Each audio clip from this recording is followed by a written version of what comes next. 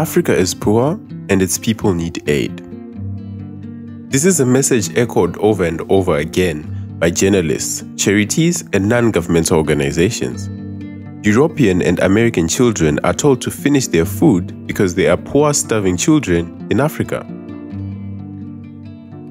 But why has the continent become synonymous with poverty when it is rich in natural resources?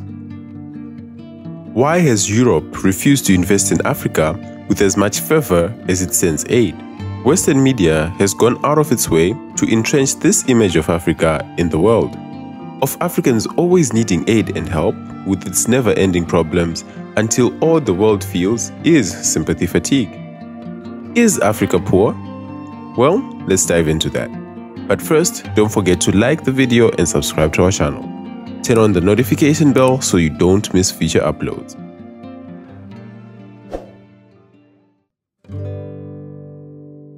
A Global Justice Now report found that in 2015, $203 billion left Africa compared to the $161 billion that the continent received through loans and aid. But the amount of money that leaves Africa is never highlighted, and the ways in which money and resources are exploited from the continent to benefit foreign governments and companies is hidden.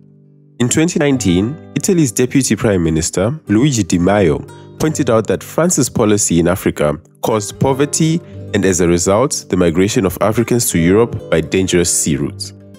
He is quoted as saying, "If we have people who are leaving Africa now, it's because some European countries, and in particular France, have never stopped colonizing Africa." He claimed that if France did not have these African colonies, it would not be among the world's largest economies. These are serious claims, but is there some truth to them? As France impoverished its former colonies in Africa for its own economic gain. Di Maio isn't the first person to question France's policies in Africa and point out how self-serving and exploitative they are. For context, France was the second largest European colonizer in Africa after Britain. France mainly colonized countries in West Africa like Senegal, Mali, Niger, and Ivory Coast, and many others. After these countries gained independence in the 1960s, they still maintained strong political and economic relations with France. Europe has tried to paint its continued relationship with its former colonies as an altruistic move since Africans were building their nations from scratch. However, the reality is that African nations had been looted and robbed of their natural resources by these colonial powers. Before colonialism, Africa was rich with natural resources and trade. After the theft of colonialism, they were beginning at a deficit, with the odds stacked against them. West Africa had trading systems which had developed over hundreds of years before the French arrived in Africa. Gold was the main commodity, hence the term the Gold Coast. When Europeans arrived, they introduced the slave trade that depleted the population through slave raids. They also destabilized gold mining because the communities found it unsafe to mine their lands for fear of attacks. This started the unequal relationship that has continued through the colonial era and lasts to this day. European policies have destabilized the continent from the very beginning. When the slave trade was abolished, Europe also started importing raw materials such as cotton from Africa. Cotton was labor-intensive, and Africa had a surplus of cheap labor. One of the ironies of the colonial era was that Africa's largest export was raw cotton, whilst its largest import was manufactured cotton. Through this paradigm, Europe made sure Africa did not develop a manufacturing ability, so they had to keep buying European goods. This trade model also provided manufacturing jobs for Europeans abroad. Europe made sure Africans provided cheap labor by introducing mandatory taxes in their colonies. Africans' only access to European currency was through the wages they were paid at European farms. These farms had been acquired by stealing land from Africans and resettling them in crowded and unproductive settlements. And yet, the colonial powers continued exploiting these countries even after independence.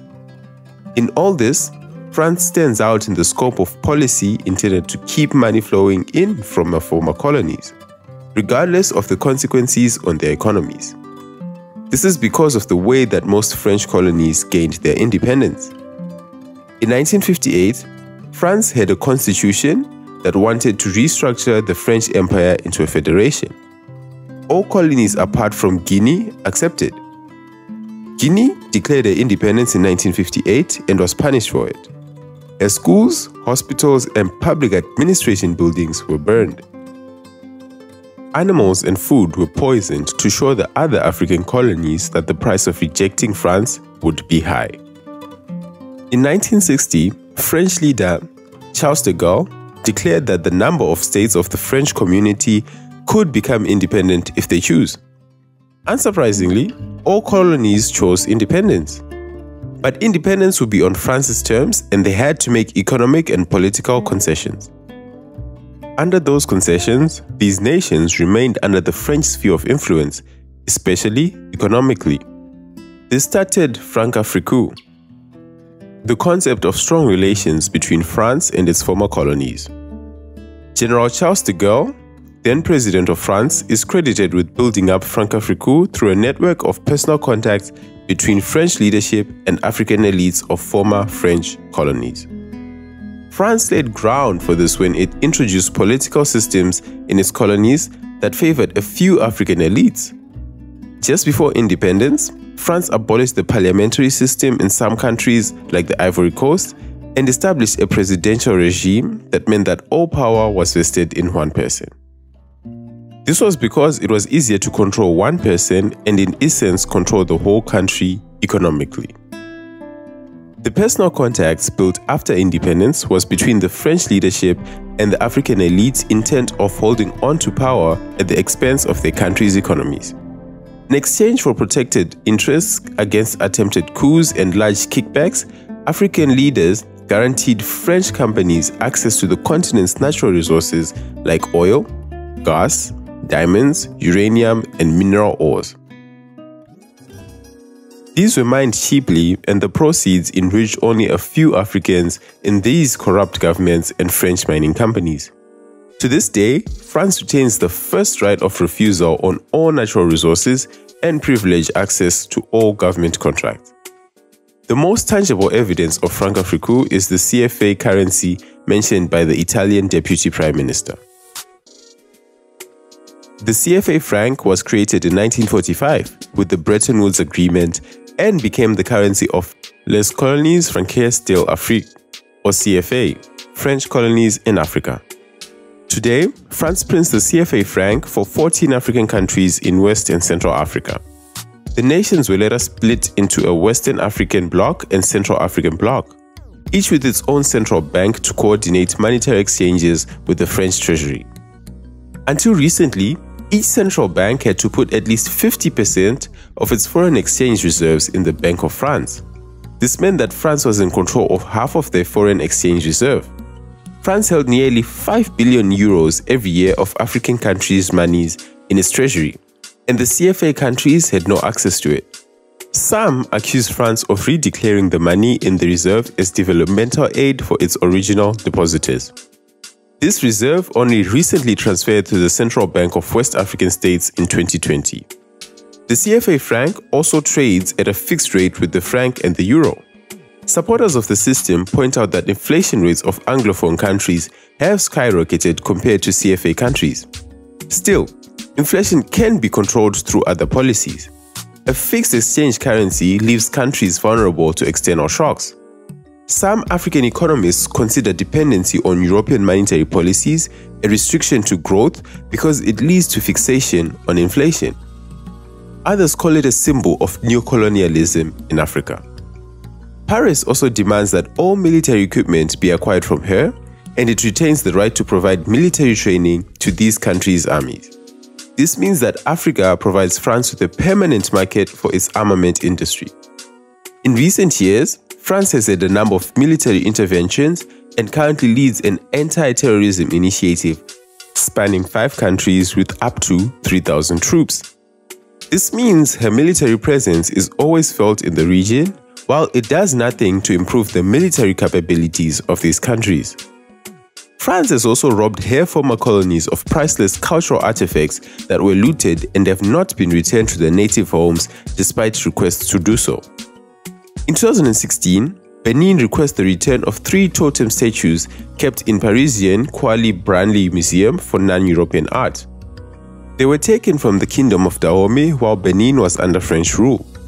France refused the request. Other artifacts, known as the masks of the Dagon people, are in the same museum collection. They were brought to France from Mali after an expedition in the 1930s. The expedition members used cruel methods to obtain these priceless cultural artifacts from the tribe. They were never returned, and their forms went on to inspire artists such as Picasso. Some of these artifacts held deep spiritual meanings for Africans, but were looted to be displayed in European museums where they remain to this day.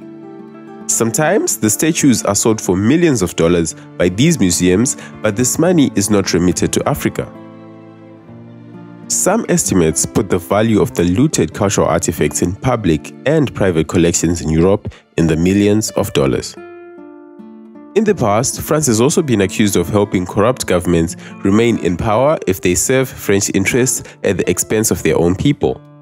France did not question these governments' corrupt policies when their policies benefited them. The best of this is the Rwanda government of 1994.